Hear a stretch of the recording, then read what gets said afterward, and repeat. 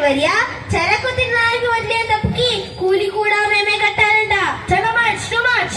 ఊరికే ఎర్రకు స్వచ్ఛమైన భారతదేశానికి వచ్చి మా అన్నం తిని మాకే రహం పెడతారా? గుర్తు పెట్టుకో, ఏదో ఒక రోజు చెప్పా పెట్టకుండా అర్హులు మా దేశం వదిలి వెళ్లాల్సి వస్తుంది. తినడానికి తిండి లేదు కానీ పొగరికి మాత్రం ఏమీ తక్కువలేదు. ఇలాగే పొగరు చూపించిన మైసూరు మహారాజునే మేము మట్టి కల్పించాం. అదే మీ వీరతుమలు కాదు, మీ కుట్ర వల్ల మైసూరుని పాడు చేయాలి, మరాఠా వాళ్ళని పాడు చేయి, ఇంకొకరిని ఎత్తి కట్టి మొత్తం మీరు దేశం మింగేయాలని చూస్తున్నారు. నక్క వంశస్థులు కదా మీరు? భారతీయులు అంటే మీలాగా తిరిగి వచ్చేది కాని వాళ్ళు కాదు.